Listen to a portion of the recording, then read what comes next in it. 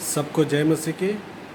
और प्रभु को धन्यवाद देते हैं, बहुत दिनों के बाद एक बार फिर से मौका दिया कि हम अपने कलीसिया के लोगों के बीच में प्रभु का वचन लेकर के आ सकें। तो सबसे पहली बात, प्रभु को हम धन्यवाद देते हैं ये सुंदर समय के लिए, आज के दिन के लिए। और प्रभु को धन्यवाद देते हैं इस जीवन को प्रभु ने संभाल के रखा, बचा करके रखा इस परिस्थिति में, इसके लिए धन्यवाद देते हैं। आइए ज़्यादा टाइम नहीं लेकर हम लोग प्रभु के वचन में जाएंगे। तो यदि वचन आप देखने का कोशिश करेंगे तो आज का जो विषय है, जागते रहना प्रभु में। आज का जो विषय है, जागते रहना प्रभु में। हालेलुया। तो इसका मतलब आज हम लोग देखेंगे प्रभु का वचन से देखेंगे कैसे हमें जागना है। जागेंगे तो क्या होगा, नहीं जागेंगे तो क्या होगा, ये दोनों बातों को हम लोग सीखेंगे। तो प्रभु को धन्यवाद देते हैं सुंदर समय के लिए, एक बार फिर से सुंदर वचन के लिए, प्रभु जो मौका दिया आप लोग के बीच में बातें करने के लिए। और ये वचन से ये पूरे कलीसिया के लिए और पूरा चर्च के लीडर हो, पास्टर हो, विश्वासी हो, सेवक हो, सब के लिए एक चेतावनी भरा प्रभु का वचन आपके बीच में बोलने के लिए जा रहे हैं। क्योंकि ये वचन बहुत दिनों से हमारे जीवन में प्रभु बातें कर रहा था, तो वो वचन आपके बीच में बोलना या तो कहना ज़रूरी है, ताकि हम लोग सावधान रहें, जागते रहें, ताकि हम लोग परमेश्वर के राज्य में हम लोग तैयार रहें।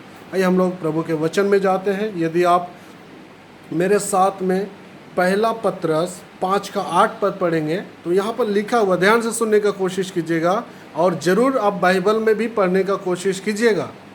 यहाँ पर लिखा हुआ पहला पत्रस 5:8 पद, सचेत रहो और जागते रहो, क्योंकि तुम्हारा विरोधी शैतान गरजने वाले सिंह के समान इस खोज में रहता है कि किसको फाड़ खाए। हालेलुया।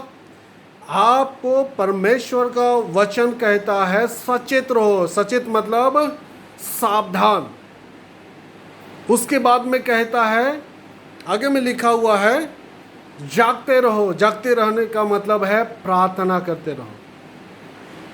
आगे में लिखा हुआ है क्योंकि विरोधी क्या है, तैयार है आपको फाड़ कर मार देने के लिए। मेरे भाई, मेरे बहन, मेरे प्यारे कलीसिया के लोग, विश्वासी, यहाँ पर परमेश्वर का वचन कहता है सचेत रहो। सचेत मतलब हमेशा हमें सावधान रहना चाहिए। दूसरी बात कहता है हमें जागते हुए रहना चाहिए। मगर दुख की बात यह है, ये लॉकडाउन के समय में सारा विश्वासी क्या है, हर एक लीडर क्या है, हमें सोने का ही समय ज़्यादा है। जागते हुए नहीं रहते हैं, सोते हुए रहते हैं। हालेलुया। सोना अच्छी बात है, मगर जागने का मतलब है प्रार्थना करते रहना चाहिए। परमेश्वर का वचन नहीं कहता है कि 24 घंटा आपको प्रार्थना करना है। जागते रहने का मतलब है हमेशा प्रार्थना के अभाव में, प्रार्थना के समय, मतलब प्रार्थना के क्या बोलेंगे, प्रार्थना के अनुसार आपका जीवन तैयार रहना चाहिए हर समय। नहीं तो क्या होगा, शैतान तैयार है आपको नाश करने के लिए, शैतान तैयार है आपको विनाश करने के लिए, शैतान तैयार है परमेश्वर के उस उपस्थिति से दूर ले जाने के लिए।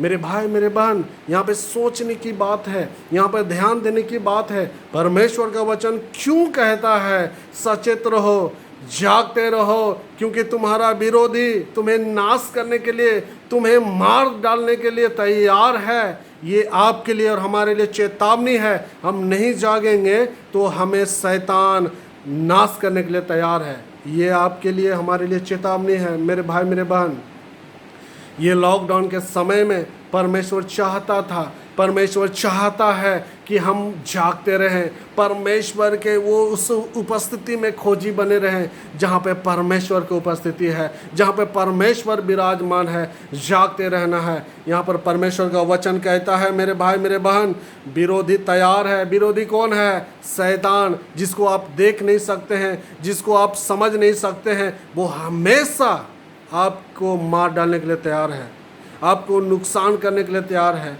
परमेश्वर से दूर ले जाने के लिए तैयार है। इसीलिए आप सावधान रहें, सचेत रहें और परमेश्वर के वचन में तैयार रहें। और आगे हम लोग देखेंगे और आगे देखने की कोशिश करेंगे। तो यहाँ पर वचन कहता है, मत्ती का किताब आप पढ़ेंगे तो मत्ती का किताब में 26 अध्याय का 41 पद कहता है, जागते रहो, प्रार्थना करो ताकि तुम परीक्षा में ना पड़ो।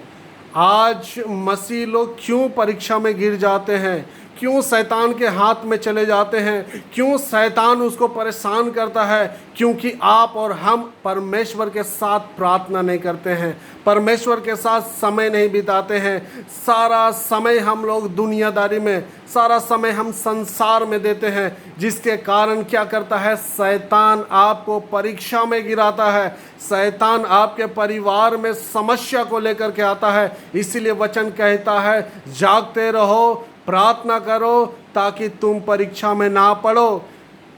प्रार्थना नहीं करने वाला परीक्षा में गिरेगा। बाइबल कहता है, आज आपके परिवार में, आपके जीवन में शैतान क्यों परीक्षा लेकर के आया? क्योंकि आप प्रार्थना नहीं करते हैं। प्रार्थना करते हैं नाम का 2 मिनट, 5 मिनट, 10 मिनट, मगर आपका मन, आपका ध्यान कहीं और है, जिसके कारण क्या है? शैतान जानता है किस प्रकार से आप परमेश्वर के सामने प्रार्थना कर रहे हैं।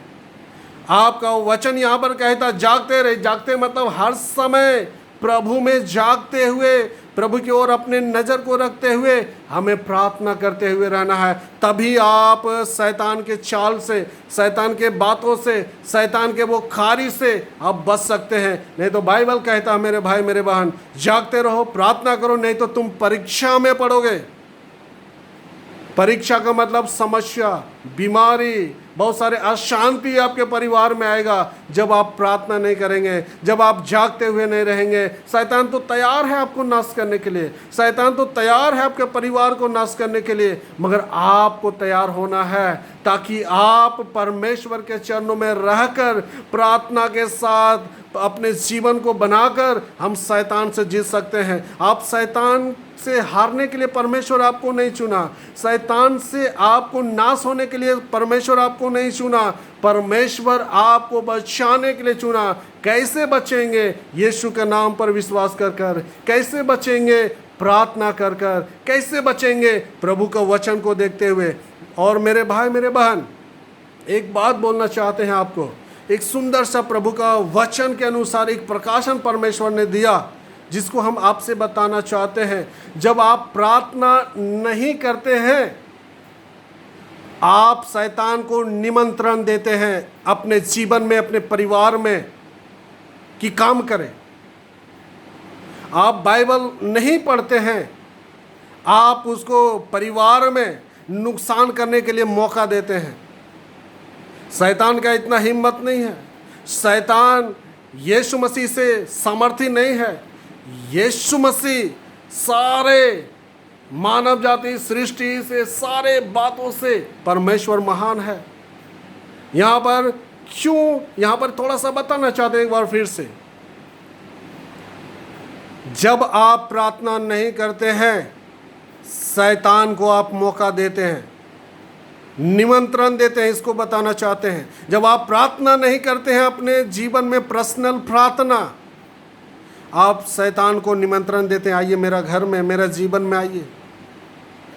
आप वचन नहीं पढ़ते हैं, इसका मतलब शैतान आकर आपका घर में, आपके परिवार में, आपके जीवन में आप मौका देते हैं कि आकर मेरे परिवार में, मेरे जीवन में जो आपकी इच्छा है शैतान, वो आकर करो। आप सावधान हो जाइए। आप बच्चे नहीं हैं। यदि आप 6 महीना हो गया प्रभु में आकर, साल भर हो गया प्रभु में आकर, सालों साल से चर्च में आ रहे हैं, आप बच्चे नहीं हैं, आप समझदार हैं, आप बुद्धिमान हैं। आप परमेश्वर के वचन को खोजी बनिए, आप परमेश्वर के साथ प्रार्थना करने की कोशिश में रहिए, तभी आप शैतान से बच सकते हैं। हालेलुया। और आगे हम लोग देखेंगे